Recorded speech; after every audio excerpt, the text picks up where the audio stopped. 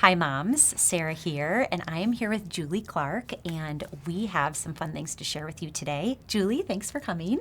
Thank you for having me. Yeah, it's going to be fun. Why don't you start off with sharing a little bit about your life, your family, your work, that type of thing? Yeah, well, my name is Julie, as Sarah said, and I'm married to Aaron Clark, and we have 3 kids. Aria, who's 11, and Evelyn, 8. She's 8, and Arrow is 5. I'm a graphic designer and production manager, and I work full-time, but I get to work from home, so that's pretty fun. Mm-hmm. And I also am a city council member in Mounds View, next door here to Substance, and yeah, we've been going to Substance a really long time since the beginning. We helped start Substance, and wow. God called us to Pastor Peter and Carolyn's ministry back when we were dating, and we've been here for the whole time. Which is amazing. That's so great. Yeah. Well, as you guys know, anchoring is our theme for this year, and we're going to be talking about fasting. Because a while back, Julie and I were talking about how fasting has really impacted her life, both physically and spiritually, and so I'm really excited for you to share. Maybe you could just dive in to tell us a little bit about, like, what is fasting and why did you decide to do it? Yeah, so fasting is like when we give up something physically and deny our body and mind of something in order to strengthen our relationship with God, and so that we can hear more clearly from Him, and just it strengthens like that. I think of it like we strengthen that muscle of self-control, and it also is just like a great tool that God gives us in our toolbox of things how we can live life here on earth. Yeah. Why did you decide to do it? How did that all begin? Yeah, well, I think just hearing about fasting from Pastor Peter, the first time that we did a fast, me and Aaron, we probably were married a year or less, and we just had like a ridiculously difficult month where like everything was going wrong and we were arguing a lot. And I remember I just prayed, God, can you help me, or can you help us? Can you stop this? Like, what is going on? I just prayed for relief, and it reminded me of the story in Mark where Jesus or the disciples couldn't cast out the demon, and then Jesus cast it out, and he said sometimes things come out with prayer and fasting. And so I brought that back to Aaron and said, hey, maybe we should fast for this. And so we did like a super small fast, just like skip breakfast or lunch, and sure enough, God showed up. He lifted whatever that was, and it was so incredible to see the results of that, and it made like the spiritual realm very real to me. And so we continued to fast as needed when things came up, or when we were asking big questions, or just wanting direction on things, or getting breakthrough on things, healing. And we also would always do the 21-day fast with the church. So we would fast pretty, I would say easy compared, but easier things like sugar or coffee or... Okay, that's not easy for everybody. No, okay. It's not. But yes, keep going. No, level 1 fasting. Totally. So, yeah, but just like social media and spending and things that kind of control our lives. So we had done that for years, and picked different things every year, or multiple things that we did. And so then kind of a level up, I don't know how many years we did that, 10 years or something. And then about 5 or 6 years ago, we, for the fast, we were praying what to do, and I felt like God was speaking to me to do a 7-day water fast. And I thought, wow, that's really hard. I don't want to do that.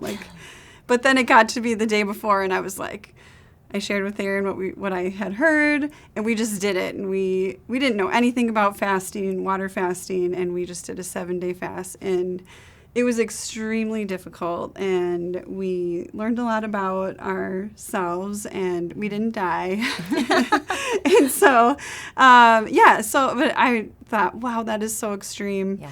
I was glad we did it, but glad it was over. I wasn't sure if I was ever going to do that again, but So then after we got out of that season, I thought I learned a little bit about fasting in that time. Okay. And we decided to make fasting part of our weekly routine, or like just our rhythm of our lives. And so because we had learned the benefit of fasting throughout the year and not just like once a year, or and just to spread it out, that it's the same benefit if you do like once a week instead of like a week twice a year. And so we decided to do a one-day fast. So we would eat dinner Sunday night, and then we would not eat all day Monday, fast and pray. And then we'd eat dinner together Monday night. And so we did a 24-hour fast every week for probably like a year. And and that was, and then I was going to share that I got really sick. And so about a year into doing that, I got really sick after I had COVID, like physically, mentally. It was just the darkest time that I'd ever walked through. And honestly, I just wanted to give up, because that sounded better than like the suffering of how awful I felt. And it was just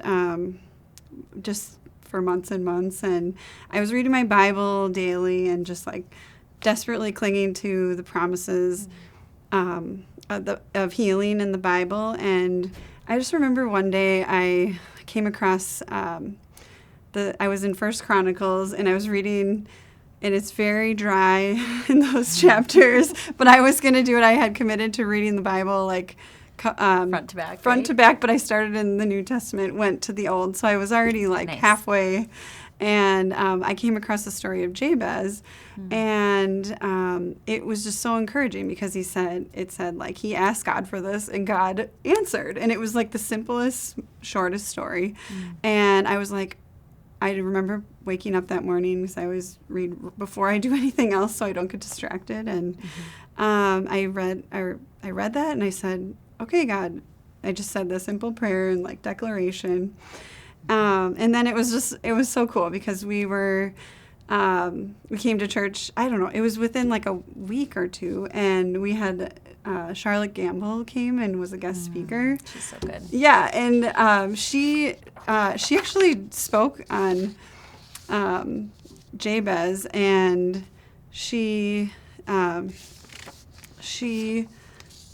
that was so cool, because her story was like focused on that. And then she said, like, when you're in hard times and you just want to like lay down in the valley, but that God calls us to lay down in green pastures. So she was like, run through the valley, don't lay down, don't make your home there, don't stop, like, keep praying, never give up.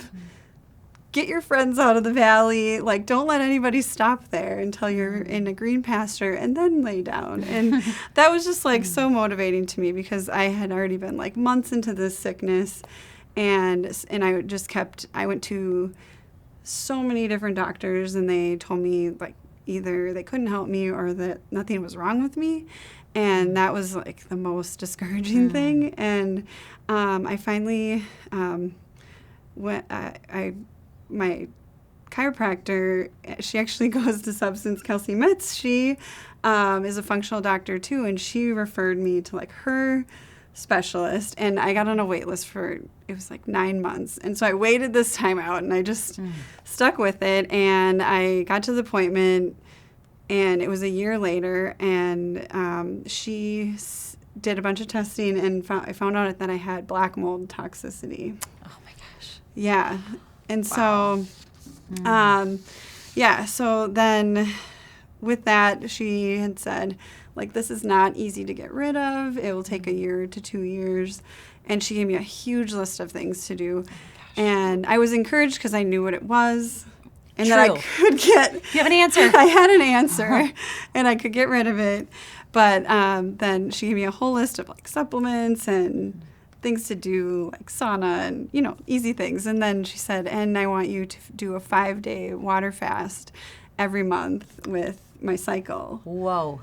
Yeah. And for like 1 to 2 years. So that's a commitment. Yeah. So I like, wow, that's a lot. And, but I knew, like, it didn't scare me because I had done that 7-day fast. Yes. And I had been fasting regularly. So cool. I started doing the fast and, was totally confident that God had prepared me to do that. Yep. And so, when I was doing those fasts, I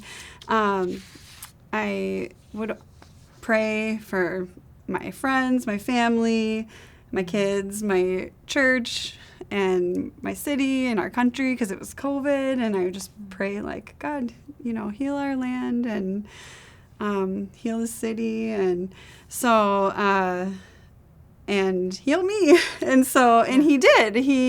I walked through that and he totally healed me. Like my brain turned back on. I felt like a teenager again. And like, I thought, because I had the black mold a long time and it was incredible. So I felt like he healed me and then he like restored my youth and like supercharged me. And so, and just taught me a lot about my body and how he created us like so perfectly and how like sometimes he calls us to, sometimes he heals us instantly and then other times he calls us to go on a long walk with him and, just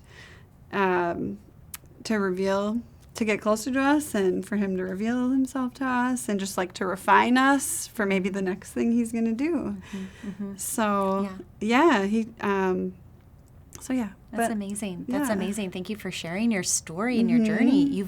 I'm sure you've learned so much. Do you have any like basic things about fasting that you've learned that maybe would apply to us as moms or women or just our bodies? Yeah. So the first thing would be just to start slow and like do 1 meal or 2 meals or 24 hours or 36 hours. But really if you're going to do longer fasts, to just seek advice from, like, I'm not a doctor, but totally. Seek advice from people who've done it or your doctor. And, and then to just know your body. So when you fast, your body goes through your body goes through 3 stages, and one is first you use up your glycogen stores, so you feel pretty good the first day because your body's still like burning sugar, and then it flips over and you start burning ketones, so your body creates ketones, and you'll probably be pretty hungry. Day 2 is always like the hardest for me, and then once you get into day 3, it goes into autophagy, which is like incredible that God created this like inside cleaning system in our body, because what it does is it focuses. You have no food, and instead of shutting down, it actually like revs up and like it goes into cleaning mode, and it keeps the 70% of like healthy cells, and then it purges like any bad cells, toxins, whatever, the other thing. So it focuses on the good. So I think that's really great that that's amazing. He created us, that he created our bodies like that. And then the third thing is also just fasting with your cycle. And so men they have like a 24-hour cycle of hormones. It's the same every day. But women, we have a 28-day average, a month cycle. And so when you try to fast in certain times of the month, it's really hard to do because we're meant to have carbs. And like we've heard of like feasting and fasting, those go along with our cycle, which and just our body's rhythm and how God made us. And so so if you are going to make fasting part of your anchoring your life in a regular monthly thing, then the times of the month that you want to like eat lower carb or fast during are like after you have your period for like the first 10 days, and then when the next 5 is like around ovulation, and you want to nourish your body during that. So you want carbs, or you don't want to really fast like the couple days before you ovulate.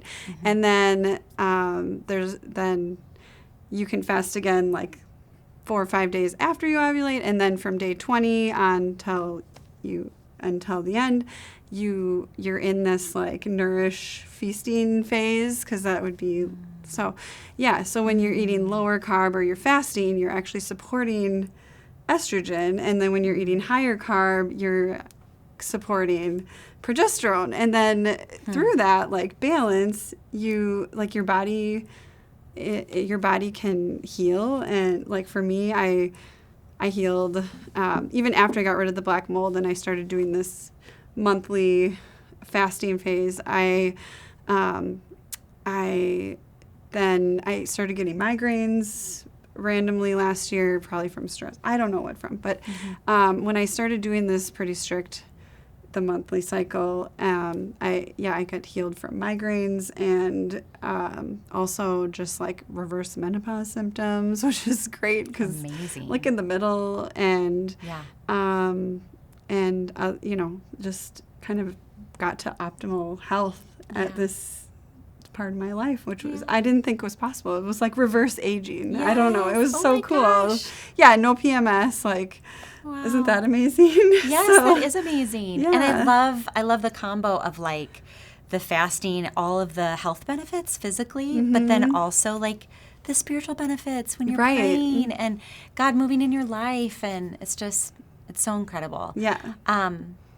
Well, as we close, I'm wondering if you have maybe a scripture or something that could encourage moms, or in this process of like, if you guys want to take a step forward and fast and pray and like seek the Lord in this, were there any scriptures maybe that anchored you during your fasting time? Yeah, there 2 that really helped me. The first one is 1 Thessalonians 5:16-18, and it's rejoice always, pray continually, give thanks in all circumstances, for this is God's will for you in Jesus Christ. And that's just a really good reminder when you're fasting, and flexing your self-control muscle. And also Philippians 4:6. Do not be anxious about anything, but in every situation, by prayer and petition, with thanksgiving, present your requests to God. And I think that's such a beautiful way to like deny ourselves and then present our prayer requests like on a regular basis to God. So, yeah. That's beautiful. Thank you so much for sharing your testimony with us. Yeah. And I hope this encourages you. And as you guys move into discussion time, feel free to ask questions and process. Fasting might be something very common for many of you, and you may never have heard of it or talked about it before, and this might be your first time. So no matter where you're at with fasting, like God's always calling us to take a step closer to Him. And so I just encourage you to just seek the Lord in this and see where He takes it. Take care, everybody. Bye-bye.